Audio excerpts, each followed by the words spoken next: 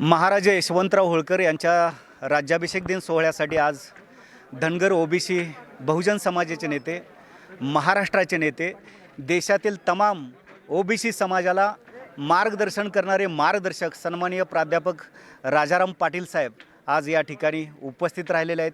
आपण त्यांच्याकडून या राज्याभिषेक दिन सोहळ्यासंदर्भातल्या त्यांच्या भावना जाणून घेणार आहोत। त्याचबरोबर ते महाराजा यशवंतराव होळकर यांच्या विचारांचे अनुयायी आहेत। या संदर्भात आता आपण त्यांच्याशी सविस्तर या ठिकाणी चर्चा करणार आहोत। पाटील साहेब, तुम्ही आलात, सर्व समाज बांधवांच्या वतीनं, सकल धनगर समाज बांधवांच्या वतीनं मी आपले आभार व्यक्त करतो। संपूर्ण महाराष्ट्र तुमची भाषणं दररोज उठून यूट्यूबला ऐकत असतो। तुम्हाला प्रचंड लोक या ठिकाणी महाराष्ट्रात फॉलो करत असतात। मी देखील तुमचा फॉलोअर आहे। तुम्ही आमचे ओपिनियन मेकर आहात। आज कशा पद्धतीनं तुम्ही म्हणजे हे लोकांचं जनमत किंवा समाजमत तयार करू इच्छिता? तुम्हाला कशा पद्धतीचा समाज अभिप्रेत आहे? मी छत्रपती शिवाजी महाराजांची प्रथम आठवण काढेन आणि त्यांना वंदन करेन की त्यांनी जे राज्य उभं केलं हे रयतेचं राज्य होतं। म्हणजे स्त्रियांना आदर देणारं, जे भूमिहीन लोक आहेत, जे मागासवर्गीय आहेत, ज्याला आपण आजच्या संविधानिक भाषेत SC ST किंवा OBC म्हणतो, त्यांचं राज्य होतं। परंतु मधल्या काळात म्हणजे मागच्या 70 वर्षात महाराष्ट्राची राजकीय सामाजिक परिस्थिती बदलली। काही लेखकांनी सांगितलं छत्रपती शिवाजी महाराज हे क्षत्रिय कुलावंत आहेत, काहींनी म्हटलं ते गोब्राह्मण प्रतिपालक आहेत। पण क्षत्रिय आणि ब्राह्मण यांच्या पलीकडे 85% जनता महाराष्ट्रामध्ये आहे, बरोबर आहे, आणि ते सुद्धा शूर आहेत। ही शूरता महाराजा यशवंतराव होळकर यांनी आपल्या जीवनामध्ये सिद्ध केली। आपल्याला माहिती आहे 18 वेळा त्यांनी इंग्रजांचा पराभव केला। इंग्रज ही जगजेते, ज्यांनी देशाला गुलाम केले त्यांना त्यांनी हरवले। मग हा जो राज्याभिषेक आहे आज, जसा छत्रपती शिवाजी महाराजांचा राज्याभिषेक आमच्यासाठी अत्यंत आदर्श आहे, तसा हा सुद्धा आदर्श आहे। छत्रपती शिवाजी महाराजांचेच मावळे असलेले आमचे महाराजा यांनी हा पराक्रम त्यांच्यानंतर केला। तो पराक्रम वर्तमान महाराष्ट्रासाठी, महाराष्ट्रातल्या मागासवर्गीयांच्या मनातला न्यूनगंड घालवण्यासाठी गरजेचा होता। आणि म्हणून आज दिवसभर मी इथे आलो आणि OBC मेळाव्याला गेलो नाही खरं म्हणजे, कारण हा कार्यक्रम खरं म्हणजे OBCंच्या मनातलं दुखणं दूर करणारा कार्यक्रम आहे की होय, आम्ही इंग्रजांचा पराभव करणारे लोक आहोत, पण तुम्ही जर या देशात जे कोणी स्वतःला क्षत्रिय समजतात ते नाकारत असतील तर देशाचा पुन्हा पुन्हा पराभव होणार। त्या काळात यशवंतरावांना जर सगळ्या संस्थानिकांची, राजांची मदत मिळाली असती तर कदाचित आपला देश इंग्रजांचा गुलाम झाला नसता, हे वास्तव आहे। आणि हीच गोष्ट डॉक्टर बाबासाहेब आंबेडकरांनी सांगितली की तलवार ही स्त्रियांकडे आली, तलवार ही OBCंकडे आली, तलवार ही अतिशूद्रांकडे आली, तलवार ही आदिवासींकडे आली तर ती देशरक्षणासाठी अत्यंत महत्त्वाची ठरते। ज्या ज्यावेळी क्षत्रिय ब्राह्मण अहंकाराने लढले त्यावेळी त्यांचा पराभव असेल, आणि तो पराभव पानिपतावर आपण पाहिलेला आहे आणि भीमा कोरेगाववर सुद्धा आपण पाहिलेला आहे। आणि म्हणून या संदर्भामध्ये जे अभ्यासक आहेत त्यांनी इतिहासाची नवी मांडणी केली पाहिजे की हो, या देशातल्या स्त्रिया भित्र्या नाहीत, पळपुट्या नाहीत। त्या स्त्रियांमध्ये राजमाता अहिल्याबाई होळकर ही हत्तीवरून लढणारी एक महापराक्रमी स्त्री, प्रशासक स्त्री देशाला मिळाली। जिजाऊनी तर संकल्प केला, एका स्त्रीने संकल्प केला आहे, पण या सगळ्या प्रकारात आम्ही स्त्रियांना नाकारत चाललो। सावित्रीमाई फुलेंनी शिक्षणाची सुरुवात केली, नाकारली, ती सरस्वतींनी केली असं सांगायला लागलो। मग हा जो पोकळ दैववाद आहे तो नाकारायचा असेल तर आजचा राज्याभिषेकाचा सोहळा सगळ्या महाराष्ट्राने डोळे भरून पुन्हा पाहावा आणि त्याचा अर्थ समजून घ्यावा। या आयोजकांना मी धन्यवाद देतो। त्याचबरोबर तुम्ही असं म्हणालात की आमची लायकी काय हे महाराजा यशवंतराव होळकर यांनी संपूर्ण जगाला दाखवून दिलेलं आहे। प्रश्न तोच आला की मराठा आरक्षणाचं आंदोलन जेव्हा सुरू झालं आणि त्यांनी सांगितलं की बाबा म्हणजे नालायक लोकांच्या हाताखाली काम करावं लागतं आम्हाला, आणि ते आरक्षणामुळे नालायक लोक वर येतात। तो हा जो अहंकार आहे हा क्षत्रिय लोकांचा अहंकार होता, हा मनुस्मृतीचा अहंकार होता, आणि म्हणून या अहंकाराला उत्तर देणारा आजचा कार्यक्रम आहे। या सगळ्या लोकांनी समजून घ्यावं, यशवंतराव होळकरांचं चरित्र आपण अभ्यासावं, राजमाता अहिल्याबाई होळकरांचं चरित्र अभ्यासावं। मग तुम्हाला कळेल की ह्या देशातलं शूद्रातिशूद्र हा मार खाणारा नाही तर पराक्रमी आहे। इंग्रजांचा पराभव करणारा असेल तर तुम्हाला याच्यावर पुस्तकं लिहावे लागतील। आमच्या मागासवर्गीयांकडून ज्या चुका झाल्या, महात्मा फुल्यांनी गुलामगिरी सांगितली, पण त्या गुलामगिरीचा अर्थ आम्हाला कळला नाही। आता पुन्हा एकदा अशाच प्रकारचा आरोप, तुम्ही गुलाम आहात, तुम्ही हलके आहात, असा या आंदोलनातून झाला, मराठा आंदोलनातून। त्यामुळे देशामध्ये आता सगळेच OBC आणि स्त्रिया जागे झालेल्या आहेत की पुन्हा एकदा मनुस्मृतीकडे देश चाललेला असताना तो थांबवण्यासाठी आजचा राज्याभिषेक हा महापरिवर्तनाचा दिवस आहे।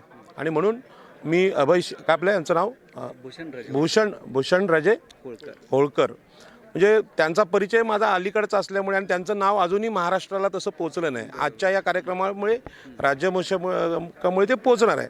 त्यांनी कमी वयात ओबीसी सभा ज्या आज चालू आहेत त्या ओबीसी सभांमध्ये प्रॉब्लेम काय हो, ओबीसींचा न्यूनगंड घालवला पाहिजे. जरांगे पाटलांना शिव्या देणं हा कार्यक्रम नाही. ओबीसींचा न्यूनगंड गेला, महाराजा होळकर ओबीसींना कळले तर पुन्हा कुठला प्रश्नच राहणार नाही. आमची लायकी काय हे सिद्ध करत असताना इंग्रजांना देखील त्यांना त्यांची लायकी काय हे देखील एका ओबीसी मगाशी सभा तेच सांगितलं सभेमध्ये की 18 वेळा इंग्रजांचा पराभव महाराजा होळकरांनी केला. असाच पराभव आम्ही ही टोपी घालून आगरी कोळी भंडारी लोकांनी समुद्रामध्ये इंग्रजांचं आरमार बुडवलं होतं. इंग्रजांचा पराभव करणारी लोक आम्ही आहोत. मग शनिवार वाड्यावरचा जो हे आहे भगवा आहे तो कोणी उतरवला आणि इंग्रजांचा झेंडा लावला कोणी, त्याचा पण अभ्यास व्हावा. म्हणजे इतिहासाचं लेखन नीट न झाल्यामुळे खरं म्हणजे आज ओबीसी तरुणांच्या विद्यार्थ्यांच्या मनात न्यूनगंड जो झाला आहे की आम्ही लढू शकत नाही, आमचा कोणी राजाच नाही, आमचा कोणी सरदारच नाही. इथे सरदार पण होते, आज होळकरांबरोबर लढलेले सरदार होते, इथे राजे पण होते. हा जो संदेश आहे खरं म्हणजे लोकशाहीमध्ये असं उलटं जायची गरज नव्हती. लोकशाहीमध्ये सगळ्यांकडे समता येईल असं वाटत होतं. पण जे स्वतःला क्षत्रिय समजतात त्यांनी पुन्हा एकदा शब्द काढला की तुमची लायकी काय. आमची लायकी आज आम्ही दाखवलेली आहे आणि ही लायकी घेऊन, ही प्रेरणा घेऊन या पवित्र भूमीतून आम्ही ते चाललो आहे. आणि मी हे पण सांगितलं की हा जो जीर्णोद्धार झाला पाहिजे, अतिशय सुंदर झाला पाहिजे. केवळ धनगर समाज नाही तर ओबीसींच्या साधारणपणे 350 जाती, 450 जाती इथे प्रत्येक वेळी येतील. ज्या पद्धतीने भीमा कोरेगावला येतात, ज्या पद्धतीने चैत्यभूमीला येतात, त्या पद्धतीने मागासवर्गीय माणूस स्त्रियांसहित इथे येईल.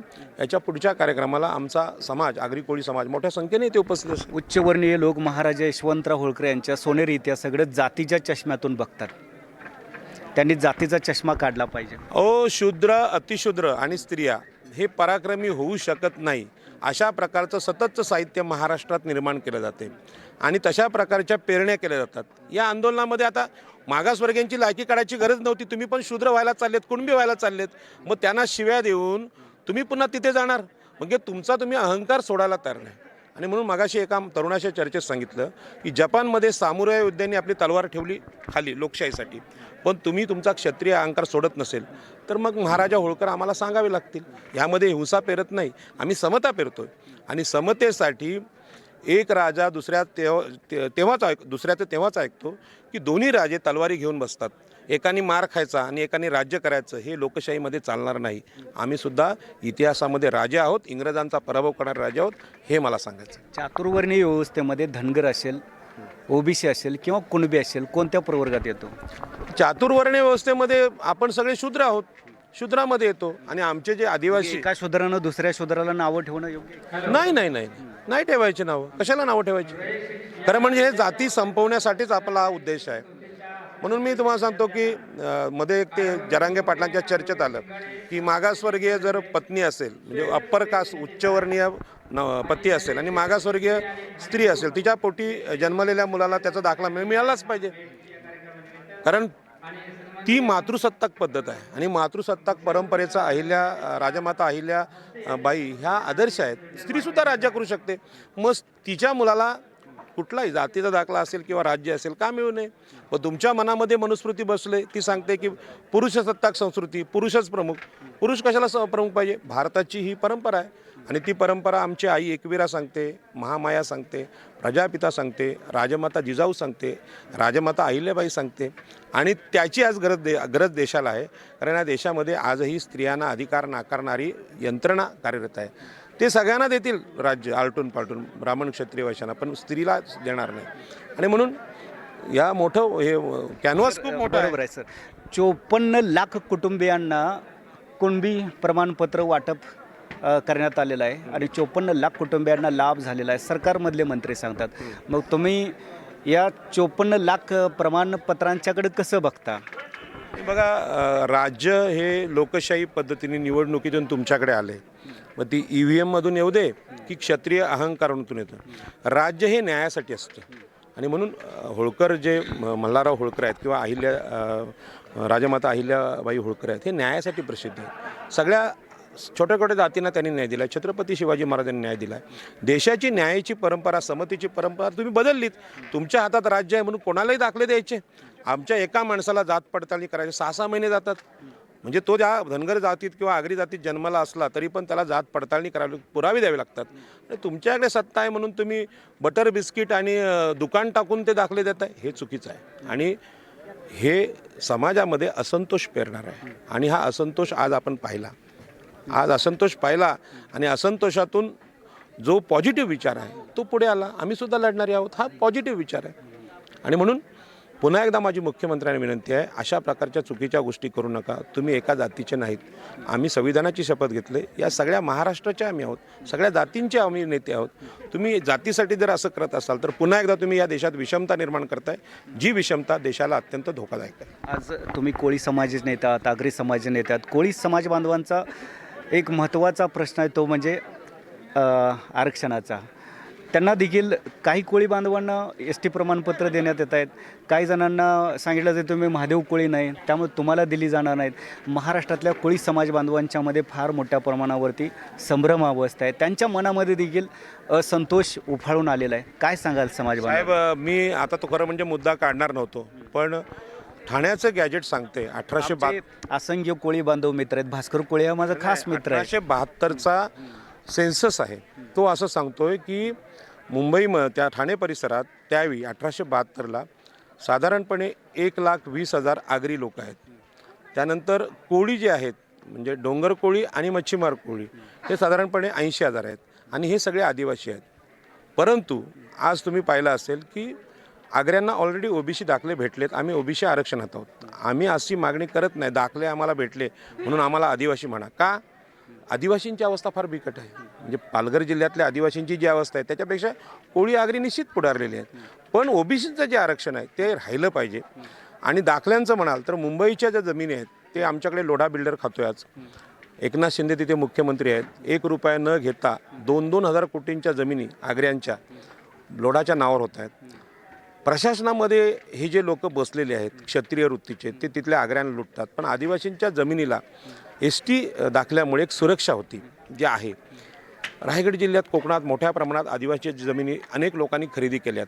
याच्यावर फार मोठं आंदोलन उभं राहण्याचं गरजेचं आहे. आपण आरक्षण फक्त असा विषय घेतला की नोकरी आणि प्रमोशन, त्याच्यापेक्षा जमीन जास्त महाग आहे. म्हणजे आमच्याकडे आज 5,55,00,000 रुपये गुंठ्याची जमीन आहे नवी मुंबईत. 5 कोटी रुपये तुम्हाला माहीत आहे तलाठी होऊन 5 कोटी तुम्ही कमवू शकणार नाही, एवढी महागडी जमीन. ह्या जमिनी आज पुन्हा कोण खाते? मुंबईची 200 गावठं नागरी कोळ्यांची कोण नाकारते? महसूल मंत्री कोण आहे? मराठाच आहे, राधाकृष्ण विखे पाटील. मुख्यमंत्री कोण आहे? एकनाथ शिंदे. उपमुख्यमंत्री कोण? अजित पवार. पुन्हा उपमुख्यमंत्री गृहमंत्री कोण? देवेंद्र फडणवीस. मुंबईच्या जमिनीचे हक्क जे आम्हाला देत नाहीत आणि वर हे आरक्षण खायला येतात, याचा अर्थ आपण समजून घ्यावा. प्रचंड मोठी विषमता लोकशाहीमध्ये निर्माण होते, असंतोष निर्माण होते आणि हा असंतोष या 2024च्या निवडणुकीत उफाळून बाहेर येईल. कोळी समाजाला जे आता आरक्षण मिळते त्यावरती कोळी समाजाचं संपूर्ण समाधान होत आहे का? नाही. आणि जर होत असेल तर मग आज ही कोळी समाजाची प्रगती का होत नाही, त्यांची उन्नती का होत नाही आहे? कोळी समाज अल्पभूधारक आहे, भूमिहीन आहे. भूमिहीन आहे तो. त्याच्या वाट्याला फक्त समुद्र आलाय. जे कोळीवाडे आहेत त्यांचे सातबारे महाराष्ट्र शासन आज देत नाही. 200 गावठाणांचा मुद्दा मी लढतोय मुंबईमध्ये. मुंबईतल्या कोळ्यांना जर सातबारा हे लोक देत नसतील तर नागपूर, तुमचे गडचिरोली त्यांची काय अवस्था असेल? त्यामुळे हे जे शासन आहे हे शासन लोकशाहीमध्ये आपल्या लोकशाहीचं अपयश आहे. सतत ब्राह्मण मराठा राज्यकर्ते आलटूल पाटून येतात. आणि म्हणून प्रश्न हा आहे की केवळ ओबीसींचं आरक्षण वाचवा असं नाही, तर तुम्ही राजकीय सत्ता सोडा महाराष्ट्राची. कारण तुम्ही विषमताच दिली, तुम्ही कुठे समता दिली? आणि विषमता दिली याचं उदाहरण आहे की मुंबईतल्या आगरी कोळ्यांचे सातबारे अजून नाही दिलेत, तर बाकी लोक महाराष्ट्रातले जे SC ST आहेत त्यांची बिकट अवस्था किती असेल? त्याच्यामुळे आत्ताचं वातावरण आहे फार संवेदनशील आहे. मुंबईतल्या कोळ्यांच्या व्यतिरिक्त जे गावगाड्यामध्ये राहतात, विशेष म्हणजे आमच्या जत, कवटेमंका, आटपाडी या भागामध्ये चुना कोळी आहेत आणि बाकी इतर उपजातीमधले जे कोळी समाज बांधव आहेत त्यांची अवस्था देखील साहेब फार बिकट आहे. आणि त्यांची अशी इच्छा आहे की तुम्ही संपूर्ण महाराष्ट्राचा दौरा केला पाहिजे. अमोल पांढरे, तुम्ही राजाराम पाटलां साहेबांच्यापर्यंत हा एवढा मेसेज पोहोचवा आणि त्यांना महाराष्ट्राचा दौरा करायला सांगा, कारण त्यांच्याकडून आमच्या खूप अपेक्षा आहेत. साहेब, मी तुम्हाला वेगळ्या भाषेत सांगतो की OBC SC ST यांच्याच घरांचा जमिनींचा मुद्दा नाही. जी स्त्री म्हणजे जी महिला आम्हाला जन्म देते, सकाळपासून संध्याकाळपर्यंत भांडी कुंडी जेवण सगळं करते, तिला सुद्धा घरांची मालकी जमिनीची मालकी आम्ही दिलेली नाही. आणि म्हणून हे मोजायचंच असेल हे जे आंदोलन मोजायचं असेल तर स्त्रियांच्या अधिकारांच्या कक्षेत आम्ही मोजणार आहोत. ओबीसी एस टी तो अन्याय आहेच, पण आमची आई, आमची मावशी, आमची आजी हिला 7/12 महाराष्ट्राने कुठे दिला आहे? आणि म्हणून हे आंदोलन फार व्यापक आहे. मराठा विरुद्ध ओबीसी असा विषय नाही, हा छोटा विषय नाही. 50% स्त्रियांना अधिकार देण्याचा हा विषय आहे. त्याच्यामुळे तो सगळ्या जाती धर्मासाठी आदर्श असा विषय आहे. आणि म्हणून आजच्या कार्यक्रमामध्ये महाराजा मल्हारराव होळकर यांचा राज्याभिषेक जितका महत्त्वाचा तितकाच राजमाता अहिल्याबाईंचा प्रशासक म्हणून तत्त्वज्ञ स्त्री आणि हत्तीवर बसून लढणारी स्त्री हे जे चित्र आहे ते महाराष्ट्राने ओळखलं पाहिजे. आणि मी धनगर समाजाला धन्यवाद देईन की आपल्या समाजात एवढं मोठं महापराक्रम. एक शेवटचा प्रश्न सर, तुमचं स्वप्न आहे, तुमचं ध्येय आहे की सत्ता, संपत्ती आणि प्रतिष्ठा यामध्ये सर्वांना समान संधी मिळायला पाहिजे, सर्वांना सारखा वाटा मिळाला पाहिजे. तुमचं हे स्वप्न कधी साकार होणार आणि या राज्यकर्ते यांच्याकडून तुम्हाला काय अपेक्षा आहे किंवा ते करतील असं वाटतंय का? नाही, मुळात आत्ताच्या राज्यकर्त्यांकडे याचना करणं म्हणजे ओबीसींची जनगणना करा, आम्हाला आरक्षण द्या, हा मूर्खपणा आहे. कारण हे लोक विषमतावादी आहेत, स्त्रियांच्या विरोधी आहेत, मागासवर्गीयांच्या विरोधी आहेत. सत्ता हातात घेणं हा त्यावरचा उपाय आहे. आणि आज मी इथून या भूमीतून प्रेरणा घेऊन चाललो आहे ती सत्तेची. इंग्रजांना जर आम्ही हरवू शकतो, एवढं युद्ध आम्ही लढू शकतो, लोकशाहीत कदाचित अशा युद्धाची गरज नाही. त्या युद्धाची गरज पाकिस्तान आणि चायनाच्या बॉर्डरवर आहे. पण देशांतर्गत विषमता ज्यांनी पुकारलेली आहे, ज्यांनी देशातल्या मागासवर्गीयांना आणि स्त्रियांच्या विरुद्ध युद्ध पुकारलं आहे, त्यांचं लोकशाहीचं युद्ध आपण लढू. आणि आपण हे संविधानिकच बोलतोय. हे क्लिप ज्या व्हायरल होत आहेत ते काय मोठी सभा, 5 लाखाची सभा नसते. हा छोटासा मोबाईल आहे, त्या मोबाईलमधून हे जाते. म्हणजे आजच्या युगाची ही खासियत आहे. आणि म्हणून विचारांचं युद्ध आहे, विचारांनी लढू. पण या युद्धाची, या संघर्षाची, या लोकशाहीची आज फार मोठी गरज आहे. हे राज्यकर्ते विषमतावादी आहेत, मी जाहीर बोलतो. त्या राज्यकर्त्यांना म्हणजे मुख्यमंत्री एकनाथ शिंदे असतील, फडणवीस असतील, अजित पवार असतील, यांना जर खरोखर वाटत असेल शासन आपल्या दारी उरणला, त्यांनी माझ्याशी चर्चा करायला यावं. मी सांगतो प्रश्न आमच्या ओबीसींचे काय ते. पण उगाचच नाटकं करू नका, शासन आपल्या दारी वगैरे. तुम्ही काहीही करत नाही. तुम्हाला शक्य झालं तुम्ही एका दिवसात मागासवर्गीयांना अधिकार देऊ शकता, स्त्रियांना तिच्या घराचा किंवा फ्लॅटचा अधिकार देऊ शकता. नवऱ्याचा अधिकार आहे तर ते स्त्रीचा पण आहे. सिंपल विषय आहे. पण प्रत्यक्षात तसं घडत नाही. प्रत्यक्षात फार वेगळं घडतं आहे. आणि म्हणून स्त्रियांचा आक्रोश चारी बाजून येते. त्यांना बोलायची संधी दिली तर ह्यांना सत्तेत राहण्याचा अधिकार पण नाही. आणि म्हणून आजच्या शेवट भाषणात मी सांगितलं की ज्या दिवशी पंतप्रधान ह्या देशाची स्त्री होईल, मुख्यमंत्री स्त्री होईल, गृहमंत्री होईल, तेव्हा अहिल्याबाईंचा जो राजकीय आदर्श आहे, जो ढापला गेला आहे सगळीकडे, तो पुस्तकात दिसत नाही. आणि त्यांना पण असं आध्यात्मिक वळण द्यायचा प्रयत्न केला जातो की त्या आकाशातल्या मुक्ती शोधत होत्या. राजमाता अहिल्यादेवी ह्या आकाशातल्या मुक्ती शोधणारी स्त्री नव्हत्या. त्यांनी झाडं लावली, रस्त्याच्या कडेला पाण्याच्या सोयी केल्या, दवाखाने उघडले, पक्षी आणि प्राण्यांचा पण विचार केला. हा विचार सम्राट अशोकांनी पण केला आहे, बौद्ध सम्राटांनी. विषमतेचा विषय निघाला म्हणून सांगतो. विषमतेच्या बुडाला आग लावण्यासाठीच 2018पासून 2019पर्यंत लोकसभा आणि विधानसभेच्या निवडणुकीमध्ये वंचित बहुजन आघाडीच्या माध्यमातून महाराष्ट्रभर जे मुलुख मैदानी तोफ धडाडत होती ते म्हणजे राजाराम पाटील साहेब. त्यांच्या खांद्याला खांदा लावून हा अमोल पांढरे देखील लढत होता. एक शेवटचा प्रश्न विचारतो साहेब, 2019ला तुम्ही प्रयोग केला, 2024ला तुमची रणनीती काय असणार आहे? कारण तुमच्याकडून महाराष्ट्राला खूप मोठ्या अपेक्षा आहेत. साहेब बघा की ह्या म्हणजे मी शिक्षक म्हणून नोकरीला होतो. 2 नोकऱ्या माझ्या गेल्या ह्या देशातल्या उच्चवर्णीयांमुळे. मी सांगतो उच्चवर्णीय प्रशासकांमुळे नोकऱ्या गेल्या. ते मला कळत नव्हतं. ओबीसीना असं वाटतं की नशीब असतं, प्रारब्ध, त्याच्यामुळे नोकऱ्या जातात, त्यांच्यामुळे अपयश येतं. तसं नाही. या महाराष्ट्रातले राज्यकर्ते आहेत हे मागासवर्गीयांच्या विरोधी आहेत. ते ठरवून तुमच्या नोकऱ्या घालवतात, तुमचं अपयश निर्माण करतात तुम्हाला. तर जेव्हा मी हे अनुभवलं 2005ला, त्यावेळी 2009ला म्हणजे त्या काळात मी विधानसभा लढलो अपक्ष म्हणून. बाबासाहेब आंबेडकरांचं चरित्र वाचल्यानंतर नंतर बाळासाहेब आंबेडकरांनी 2019ला मला लोकसभा लढायची संधी दिली. ती लोकसभा लढत असताना जे मला अनुभव आले की लोकसभेचा फॉर्म मागं घेण्यासाठी लोक 5-5 कोटी घेऊन येतात, अप्पर कास्ट. म्हणजे लोकसभेला एवढं व्हॅल्यू आहे आणि आम्ही 50,000 घेऊन निवडणुकीत उतरलो होतो. तर जी संधी आदरणीय बाळासाहेब आंबेडकरांनी मला दिली, त्या संधीमुळे मी शिक्षण घेतलं. आजही महाराजांनी हा राज्याभिषेक केला, हे प्रशिक्षण होतं. उत्तम शिक्षकाप्रमाणे त्यांनी महाराजा होळकरांचं चरित्र, राजमाता अहिल्याबाईंचं चरित्र समोर ठेवलं. आणि आज मी या तयारीला आलो की 2024ची निवडणूक आम्ही लढणार. मला जर तिकीट नाही भेटलं किंवा आमच्याकडे पक्ष नाही झाला तर दुसरे ओबीसी उभे असतील त्यांच्या प्रचाराला मी गावागावात जाणार आहे. कदाचित मी ओबीसींची राजकीय आघाडी तयार करण्याचा काय त्यांचा प्रयत्न? प्रश्नच नाही. महाराजा होळकर आज आम्ही का शिकून घेतलेत? आम्हाला राज्यकर्ता व्हायचं आहे. आता भीक नाही मागायची. तुम्ही जनगणना करा, तुम्ही आम्हाला हे द्या, मागायचंच नाही. हा देशच आमचा आहे आणि आम्ही महाराष्ट्राचं मुख्यमंत्री. काँग्रेस, राष्ट्रवादी हे जे किंवा शिवसेना, बीजेपी हे जे प्रस्थापित पक्ष आहेत यांना तुम्ही पर्याय देणार? सरळ आहे ना. तुम्ही तर आम्हाला तिकीट देणार नाही. त्यांची उमेदवारांची पण निश्चित झालेली आहे. त्यामध्ये तुमचं आणि माझं नाव नाहीच आहे. बघा त्यांच्याकडे काय आरत्या करणार का आम्ही लढणार. जसं होळकरांनी जे सैन्य उभं केलं सैन्यासाठी, म्हणजे 2024ला राजाराम पाटील पुन्हा मैदानात असणार. सरळ आहे. लोकसभेच्या की विधानसभेच्या? खरं म्हणजे आपल्याला लोकसभेत जाण्याचा आदर्श बाळासाहेबांनी दिला आहे आणि म्हणून मला असं वाटतं की लोकसभेत जाणं जास्त गरजेचं आहे.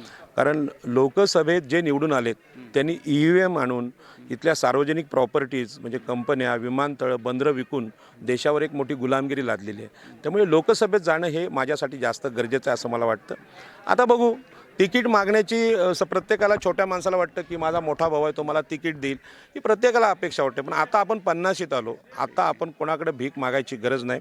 मला बाळासाहेबांनी शिक्षण दिले त्याबद्दल मी त्यांचा कायम ऋणी राहीन. बाबासाहेबांनी संविधान शिकवले त्यांचा ऋणी राहीन आणि महाराजा होळकरांचा यासाठी ऋणी राहीन. फक्त ही जी मनगटातली ताकद आहे ना आणि हृदयातली शक्ती थोडी कमी पडत होती. आज मी इथे या भूमीत शिकलो की नाही, 18 वेळा जर इंग्रजांना हरवणारा माणूस जर आमचा आहे, ओबीसी आहे, तर निश्चितपणे इंग्रजांना हरवू शकतो. तर भारतीयातल्या विषमतावाद्यांचा हरवण्याचा काय प्रश्न आहे? आम्ही हरवणार त्यांना. आणि म्हणून ही लढाई घेऊन आपण उद्यापासून जाऊया ही माझी विनंती. ठीक आहे. तर हे होते माननीय श्री राजाराम पाटील साहेब. त्यांनी सांगितलेलं होय मी 2024ला लढणार आहे. त्यामुळे दंडाशी दंड भिडणार आहेत आणि नवा इतिहास घडणार आहे. मी आपल्या सर्वांना या निमित्तानं पुन्हा एकदा एवढीच विनंती करतो की तुम्ही सर्वजण आदरणीय राजाराम पाटील साहेब यांच्या पाठीशी उभे राहावं. कारण त्यांच्याकडून आज महाराष्ट्राला खूप अपेक्षा आहेत.